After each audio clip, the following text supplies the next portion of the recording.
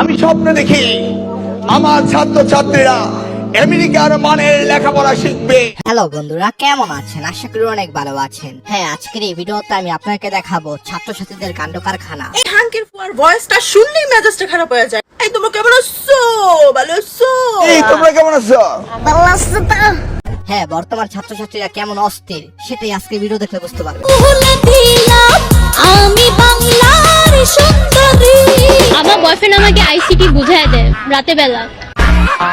তো যাই হোক, চলুন তাহলে শুরু করা যাক। স্কুল থেকে টিফিন দিচ্ছে, যে কারণে আমাদেরকে আর আলাদা করে টিফিন আনতে হচ্ছে। হ্যাঁ, এটাই বাস্তব। ছোটবেলায় আমি প্রাইমারি স্কুলে যেতাম শুধুমাত্র বিস্কুটের জন্য। আমি আগে স্কুলে আসতাম না, কিন্তু টিফিন দেওয়ার কারণে আমি এখন স্কুলে আসি।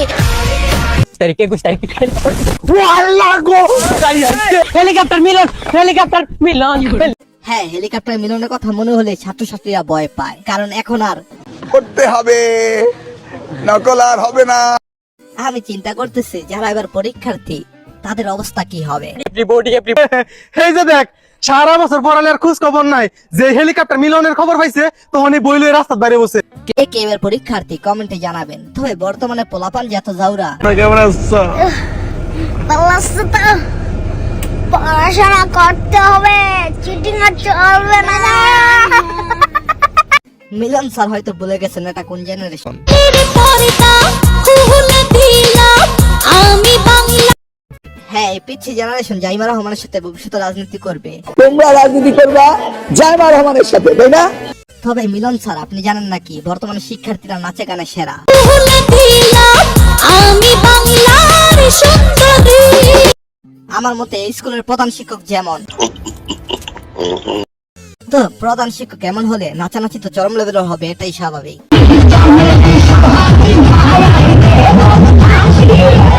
আর এখন ছাত্রীদের সাথে নাচার সুযোগ পেলে স্যারদের অবস্থা হয় খারাপ।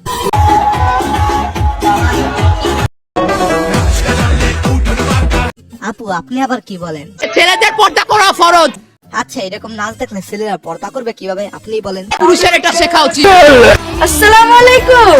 কিন্তু এইদিকে বৃথা স্বপ্ন দেখে যাচ্ছে না আমাদের স্যার। আমি স্বপ্ন দেখি আমার ছাত্রছাত্রীরা আমেরিকার মানের লেখাপড়া শিখবে। বাট স্যার, স্বপ্ন দেখলে কি আর হবে? আপনার ছাত্ররা লেখাপড়ার চেয়ে ভালো নাচ পারে।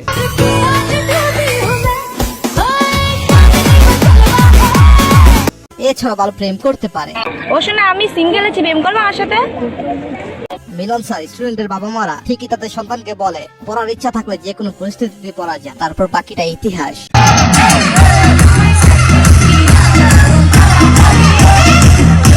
আচ্ছা, আপনি কি মিলন স্যারের পক্ষে নাকি বিপক্ষে কমেন্টে জানবেন। আমি দায়িত্বে ছিলাম, তখন কোনো দুর্নীতি হয়নি। আমরা নিশ্চয়ই হবে না, এটাই আপনি ধরে নিতে পারেন। And that's final.